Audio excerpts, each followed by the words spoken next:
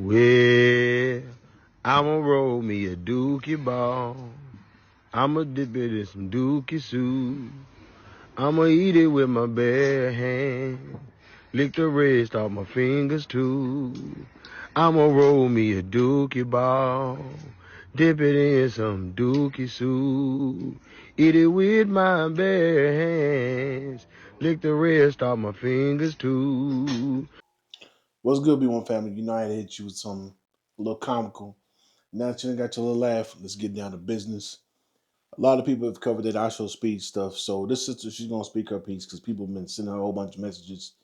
I'm going to let her do a thing. Then we're going to show the parts of Africa that I show speed didn't see because you can't see everything, not no one trip.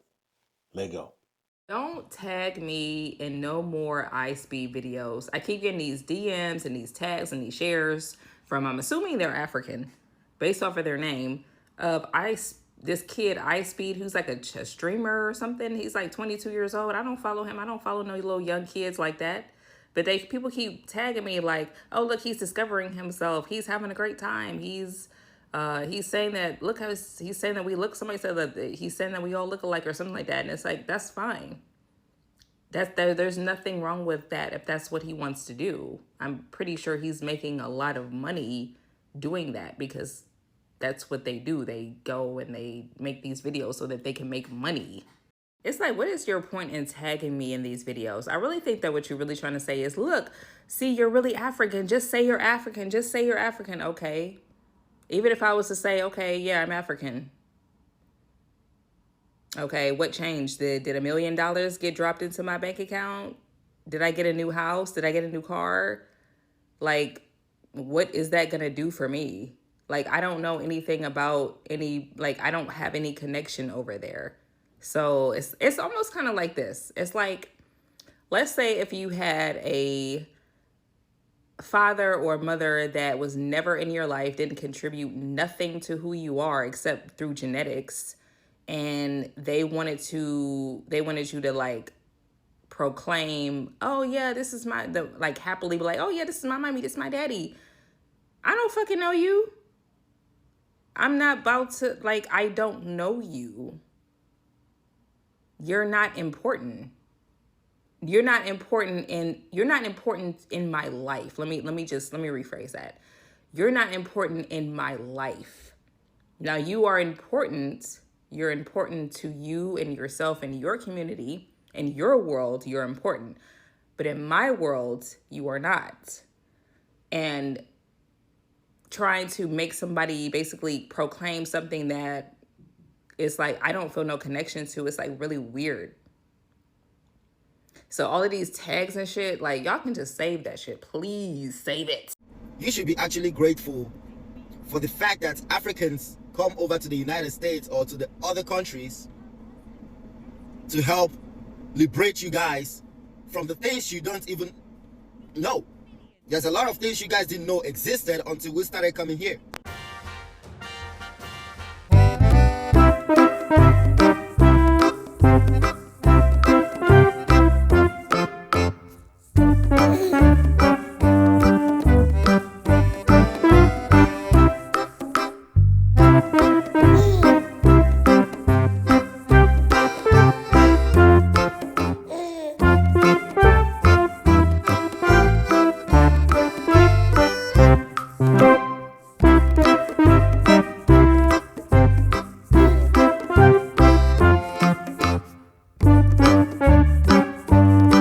Broad. I suspect she got some type of skin going on. And Black American people, can y'all please stop talking about what the white man is doing to hold y'all down? I got friends who couldn't afford tissue growing up, so they used to go in the bush. So my thing is with you and what you're saying is, how come they ain't fixing their homeland? How come the Chinese over there making it pop off? How y'all got a beautiful island? You don't want to be there and you don't want to fix it up. But you come over here trying to cater for the white folk, for the racist white folk, and try to tell us that ain't nothing holding you back. You'd probably be scamming. You're probably a bed munch too. You're probably doing something strange for a little piece of change. But I digress. Now, in this next clip, this white girl, she wants to talk about epigenetics. Sisters, forgive me, but that septamine theory, whew, it's a beast because y'all see it in her mannerisms. You'll see it in her mannerisms. And then we're gonna jump into the lesbian lady that got killed by ICE right afterward. You're gonna find something interesting on that. White people, well, how come we never talk about white people epigenetics? What is that? Every time epigenetics is brought up, we're talking about black people as if it's a black person thing and not a human thing. And it's always about slavery, which, who started that? White people did. Right, specifically white men. So, number one culprit. I'm mixed. I'm black and white, mainly white. So this absolutely applies to me, bitch. So can we talk about it? Let's do it. So we want to talk about inherited trauma. Like that's the only thing that you could inherit. I'm adopted. Perfect example. Was not at all raised by my mother. When I did meet her, shocking how alike we are. We behave the same.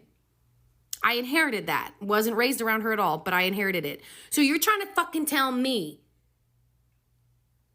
as a white person, after horrendously murdering a whole group of people for literally 400 plus years at least, and that's just one incident. There's plenty of others that we would inherit those behaviors. We would. We have. Okay? White people epigenetics is unjustifiable rage, number one. Individualism, privilege, supremacy, violence. That's in our DNA. We have passed that down hundreds and hundreds of years. It absolutely affects us. We all, whether we're mixed or not, if you're 100% white, bitch, everyone go to therapy. White people go to therapy. And number one, talk about your rage. Talk about why you're mad. Talk about you're mad for no fucking reason.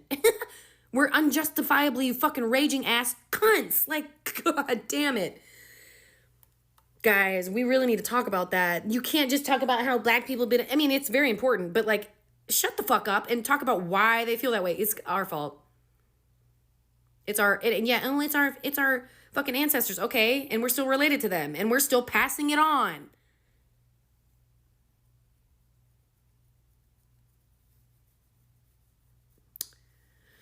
Guys, we genuinely have to go to therapy and unpack our epigenetics. We need to talk about it. We're the problem. Jesus Christ.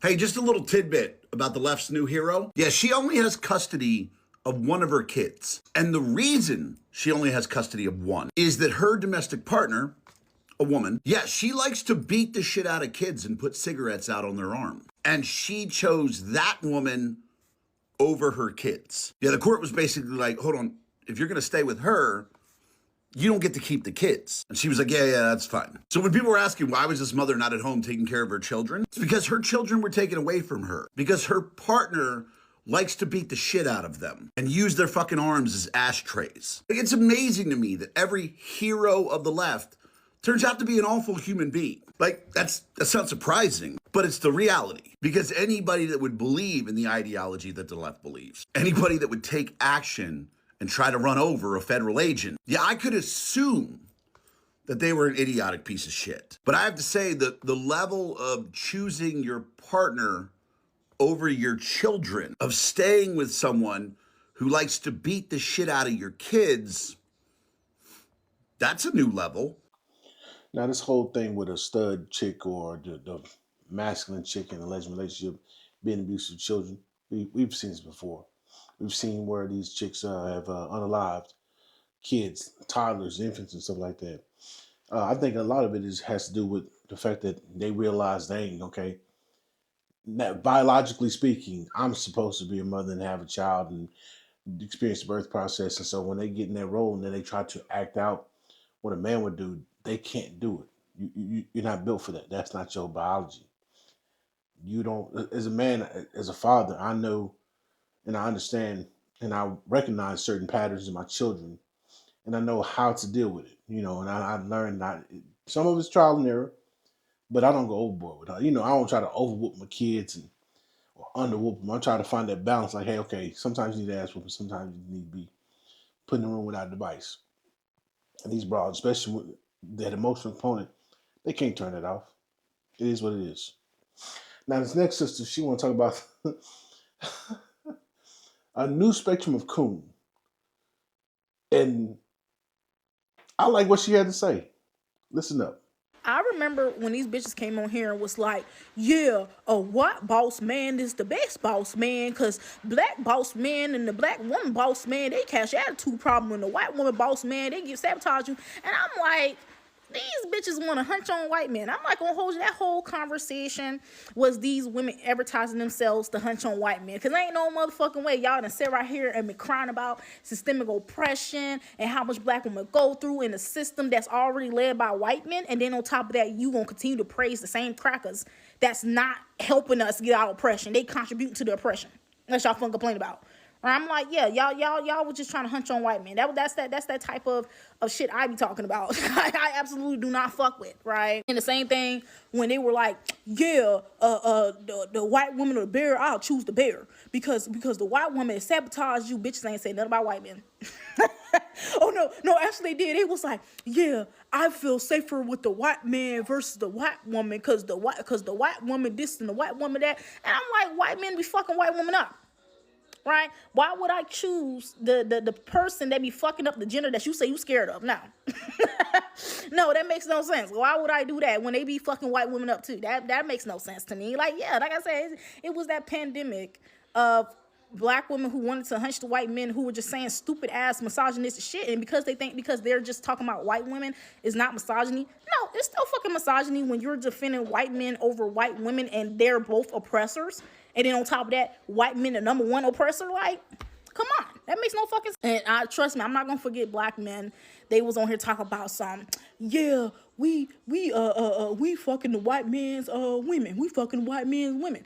Niggas still ain't the world ain't even shaped. Remember niggas said, oh yeah, we fucking the white man's women. We fucking on your daughters. Your daughter won't BBC. And the white man still got power. Like, y'all just be saying dumb shit for real. Y'all be saying dumb ass shit just so you could appease a different group of white people and still believe you're not coons. This thing about it, they will do that shit and then believe they're not coons because they're not appeasing all white people.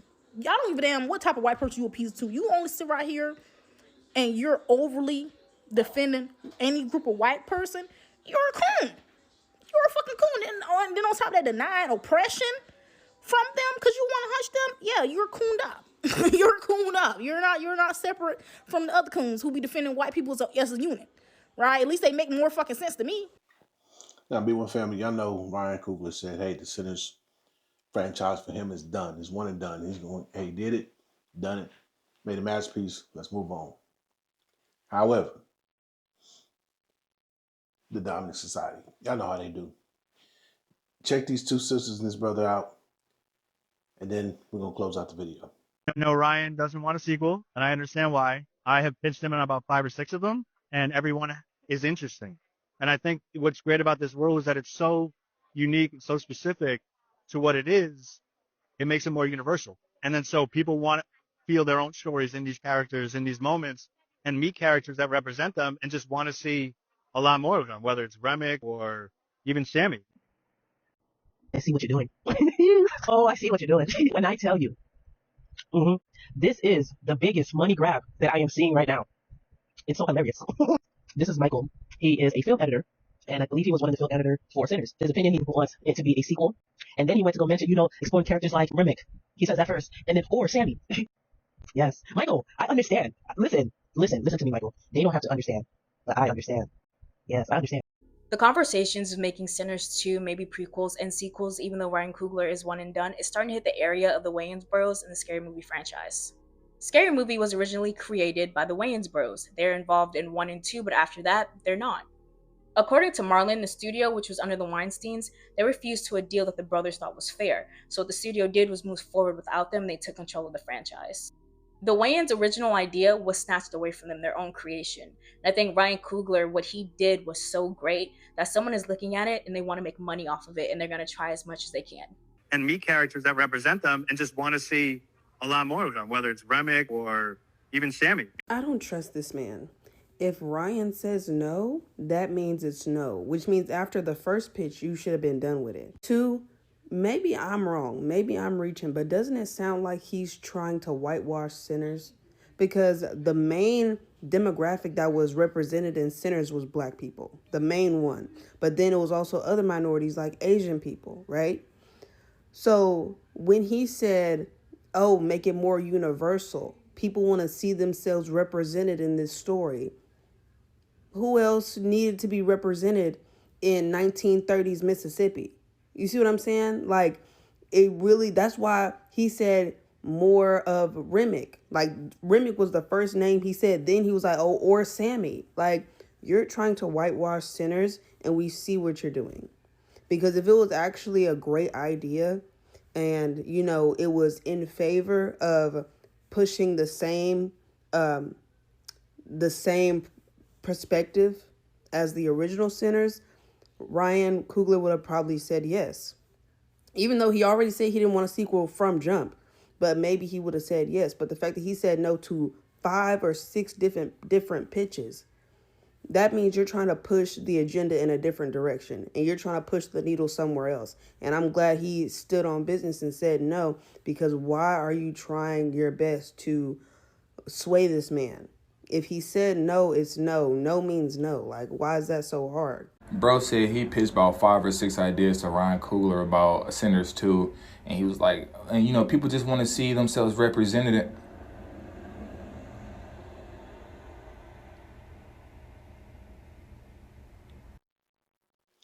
Now, y'all notice how it's funny how they understand inclusion and people want their stories told and this, that, and other. But we've literally had to claw and fight and damn near beg to get our stories told. Then we have to do things our own. They see it's profitable. Then, oh yeah, we want to put money behind it. And then they also want to change it though. They really want to change it. They be like, hey, we want to put money behind it, but let's put some white folk in there. No, let's tell our stories. We're going to tell our stories. But they do understand. Don't ever let, when our thought leaders say, hey, these folks don't let them play stupid, don't let them play dumb. This is a prime example. I appreciate each and every one of you. Make sure you like, share, comment, subscribe. Till next time, be one.